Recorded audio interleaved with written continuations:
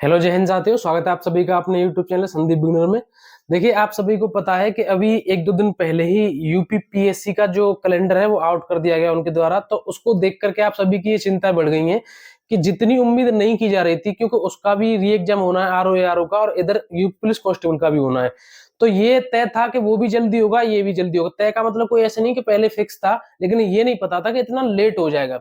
उधर RO ARO की जो एग्जाम की जो डेट आई है उसको लेकर के आप सबके मन में इतने सवाल है। मेरे पास 2-3 दिन से लगातार ये कमेंट आ रहे हैं कि अब यूपी पुलिस कांस्टेबल का जो री एग्जाम होगा वो भी इतना ही लेट कर दिया जाएगा। उसकी जो डेट आई है, उसमें जो डेट आई है उसकी आरओ एआरओ की, वो दी गई है दिसंबर की। अब ये बात आती है कि दिसंबर इतना लेट एग्जाम आरओ एआरओ का ही दे दिया, तो ये तो और बड़ी भर्ती है, इसको कराने में तो बहुत सारे संसाधन चाहिए, तो ये और ज्यादा लेट होगा। देखिए, उसको मैं आपको एक बार अच्छे तरीके से आपको बता देता हूँ। पहली बात तो मैं आपको बताऊं, ये जो कैलेंडर है यूपीपीएससी के द्वारा अभी पहले ही बार ही नहीं किया गया है। ये आयोग जो उत्तर प्रदेश का जो लोक सेवा आयोग है, ये पहले से ही हर जो परीक्षा होती है सभी का कैलेंडर इनका हर साल निकलता है।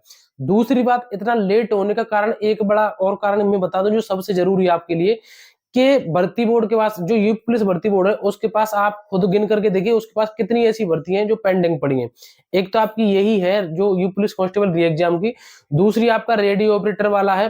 कुल मिलाकर के उसके पास 2-3 ही एग्जाम या 2-3 भर्ती आप कह सकते हैं। लेकिन जो उत्तर प्रदेश लोक सेवा आयोग है उसके पास, अगर आप नेट पर सर्च करेंगे या आप उसके किसी भी एग्जाम की तैयारी कर रहे होंगे, तो आपको ये बखूबी पता होगा कि उसके बहुत सारे एग्जाम धीरे धीरे चलते रहते हैं। हर डिपार्टमेंट के हर क्वालिफिकेशन के उनके एग्जाम होते हैं, और पहले से भी बहुत सारे उनके पेंडिंग पड़े रहते हैं। तो उनका पूरा शेड्यूल पूरे साल का फिक्स रहता है। इस वजह से नहीं कि सिर्फ और सिर्फ उनके पास एक आरओ ही है और इस वजह से उन्होंने वो दिसंबर में डाल दिया। ऐसा नहीं कि गवर्नमेंट ने कहा हो कि आपका एग्जाम भी दिसंबर में हो जाए। ये किसी भी तरीके से भूल मत कर देना। अगर आपने ऐसी भूल कर दी कि हमारा एग्जाम दिसंबर में होगा, तो ये कुछ नहीं कर रहे हैं आप, सिर्फ और सिर्फ आपके साथ धोखा करेंगे। अब रही बात आपके एग्जाम की, मैंने आपको बता दिया वो तो इस वजह से लेट हुआ, और उसका यही कारण है सबसे ज्यादा। आपको कोई नई नई तरह तरह की बात बताए वो एक अलग है। मुझे पता है, मैं उत्तर प्रदेश लोक सेवा आयोग को बहुत टाइम से देखता आ रहा हूँ इसी नजरिए से। तो उसका कारण ही है कि उसके पास बहुत सारे एग्जाम रहते हैं। आप देखना, तरह तरह के उसके फॉर्म निकलते हैं, हर क्वालिफिकेशन के उसके फॉर्म निकलते हैं। हर महीने 2 महीने बाद कोई ना कोई छोटा बड़ा बहुत सारे ऐसे एग्जाम होते हैं जिनकी आपको पता भी नहीं कि उसके एग्जाम कब हो गए। ठीक है, उसके पास बहुत सारे एग्जाम होते हैं।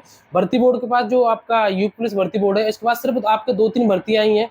अब बात आती है यूपी पुलिस कांस्टेबल की कि इसका जो एग्जाम है वो कब तक होगा।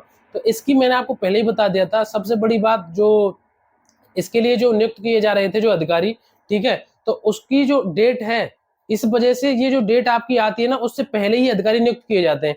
अब बता दो, आपकी 1 से 2 वीक में आपकी डेट बिल्कुल एकदम कंफर्म पता चल जाएगी। आपको पता है कि जो नई गवर्नमेंट है उसके नतीजे आ चुके हैं, क्योंकि अब तक जो रुकी हुई थी ये चीजें उसी वजह से रुकी हुई थी। तो इस वजह से जो सबसे जरूरी चीज है, जो भी यूपी पुलिस कांस्टेबल की तैयारी कर रहे हैं, अपना सिलेबस कंप्लीट करिए सबसे पहले। अगर सिलेबस कंप्लीट कर लिया है तो अपनी प्रैक्टिस करिए, क्योंकि जब तक आप प्रैक्टिस नहीं करेंगे तब तक आपको यही नहीं पता चलेगा कि हम कौन से सेक्शन में वीक हैं और कौन सा सेक्शन हमारा ठीक है।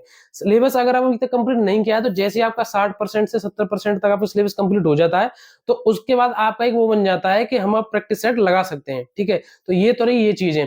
और भी आपको डाउट रहता है, जैसी कोई अपडेट आती है, अब आपके एग्जाम की जो डेट है वो बहुत नजदीक आने वाली है। अब यहाँ से आगे आपके पास इतना समय नहीं बचेगा कि आप उसको बेहतर तरीके से अपनी तैयारी कर सके। अगर समय बचेगा तो सिर्फ इतना समय बचेगा आपके पास। अगर आपने पूरा सिलेबस कंप्लीट कर लिया होगा तो सिर्फ और सिर्फ आप उसका रिवीजन ही कर सकते हैं। ठीक है, तो ये तरह आपकी बहुत अच्छी तरीके से मैंने जो चीजें थी आपको बता दी। और भी कोई आपका डाउट हो वो आपको कमेंट में करके बताना। और अगर आप एक सीरियस होकर के तैयारी कर रहे हैं, तो मैं आपसे एक प्रश्न पूछता हूँ, उसका आपको जो जवाब देना है वो कमेंट में देना। आपका प्रश्न है कि काजीरंगा राष्ट्रीय उद्यान किस राज्य में है? दोबारा सुन लीजिए, काजीरंगा राष्ट्रीय उद्यान किस राज्य में है? इसका जो आपको आंसर है वो कमेंट में देना है। और भी आपको कोई अपडेट होगी वो आपको मैं टाइम से बता दूंगा। चैनल पर नया आए हो तो एक बार वीडियो को लाइक करके चैनल को जरूर सब्सक्राइब कर लेना। हमारा इंस्टाग्राम है उसको जरूर फॉलो कर लेना, और टेलीग्राम को भी ज्वाइन कर लेना। उसकी इन दोनों की जो लिंक है मैंने डिस्क्रिप्शन में दे दी है। ठीक है, और भी कोई अपडेट होगी मैं आपको टाइम से बता दूंगा। आज के लिए बस इतना ही। अब मिलेंगे अगली नई वीडियो में एक नए टॉपिक के साथ। जय हिंद, नमस्कार, राम राम।